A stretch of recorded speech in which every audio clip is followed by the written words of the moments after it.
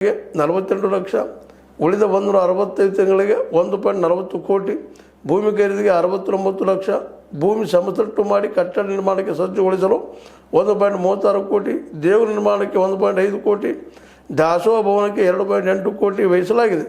ಬಸವಣ್ಣ ಸ್ವಾಮೀಜಿ ತಾವು ಪಡೆದ ದೇಣಿಗೆ ಹುಂಡಿಯ ಲೆಕ್ಕವನ್ನು ಬಹಿರಂಗಪಡಿಸಬೇಕು. ನಾವು ಅದು ಬಹಿರಂಗಪಡಿಸಿದ್ದೀವಿಪ್ಪ ಅಂಥೇಳಿ ಉಮಾಪತಿ ಅವರು ಹೇಳ್ತಾರೆ. ನಿಮ್ಮದು ಬಹಿರಂಗಪಡಿಸ್ರಪ್ಪ ಅಂತೇಳಿ. ಅದಕ್ಕೆ ಅವರು ಇಲ್ಲ, ಇದು ಕಾಳ ಲೆಕ್ಕದ ಸರಿ ಇಲ್ಲ ಅಂತೇಳಿ ಅವರು ಇದೇ ಜಸ್ಟ್ ನಿಮಗೆ ಓದಿದಂಗೆ ನೀವು ಇದಂಥವ್ರು ಇಂಥವು ಇಟ್ಟಿಗಿದಾಯಿತು, ಬೆಳ್ಳಿ, ಅಕ್ಕಿ ಭಕ್ತ ದಾನವಾಗಿ ಕೊಟ್ಟಿದಂಥದ್ದು ರಿಟರ್ನ್ದಾಗೆ ಅದನ್ನೆಲ್ಲ ಬರೆದು ಕೂಡ ನಮಗಂತ ವಾದ ಮಾಡ್ತಾ ಇದ್ದಾರೆ.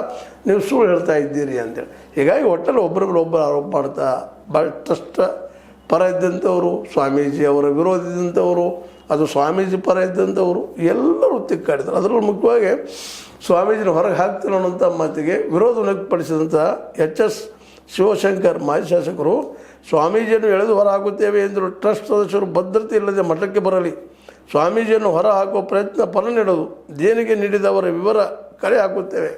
ಇನ್ನೇ ಯಾರ್ಯಾರು ಜಿರಿ ಕೊಟ್ಟಾರ ಏನು ಕಲೆ ಹಾಕಿ ನೀವು ಬಿಡುದಿಲ್ಲ ಅಂತ ಅವ್ರು ಅಂತ ಇದ್ದಾರೆ. ಒಟ್ಟಿನಲ್ಲಿ ಸ್ಪಷ್ಟವಾಗಿ 2 ಗುಂಪುಗಳಾಗಿ ಈ ಒಂದು ಯಾವ ಪಂಚಮಸಾಲಿ ಪೀಠದಿಂದ ಪಂಚಮಸಾಲಿಗಳಿಗೆ ಒಂದು ಅನುಕೂಲ ಆಗುವಂಥದ್ದು, ಅವ್ರ ಬದುಕು ಕಟ್ಟುವಂಥದ್ದು, ಮೀಸಲಾತಿಗೆ ಹೋರಾಟುವಂಥ ಒಂದು ಸಂಘಟನೆ ಮಾಡಿದ್ರು. ಅಲ್ಲಿ ದುಡ್ಡು ಕೂಡಿದ್ರಿಂದ ಮತ್ತೊಂದರಿಂದ ಅಲ್ಲಿ ಜಗಳ ಶುರುವಾಗಿ ಇವತ್ತು ಆ ದುಡ್ಡಿನ ಆ ಒಂದು ಏನಪ್ಪ ಮಠದ ಒಳಗೆ ಕಾರಣ ಆಯಿತು ಅನ್ನೋದ್ರಲ್ಲಿ 2 ಮಾತಿಲ್ಲ. ಅಂದ್ರೆ ಇದರ ಅರ್ಥ ಇಷ್ಟ. ಇಲ್ಲೇ ಈ ಬಸವಾನಂದ ಸ್ವಾಮಿಗಳ ಮೇಲೆ ಅವ್ರಿಗೆ ನಂಬಿಕೆ ಇಲ್ಲ, ಅವ್ರ ಮೇಲೆ ಇವ್ರಿಗೆ ನಂಬಿಕೆ ಇಲ್ಲ. ಇಬ್ಬರು ಕುಡ್ಕೊಂಡು ಒಟ್ಟಿನಲ್ಲೇ ಮಠದ ದುಡ್ಡನ್ನು ಏನು ಹಾಳು ಮಾಡಿದಾರೋ ಅನ್ನೋದನ್ನು ಇನ್ನು ತನಿಖೆ ಮೂಲಕ ಕಂಡುಹಿಡಿಯುವಂಥದ್ದು ಅಂತ ಅನ್ನಿಸ್ತದೆ.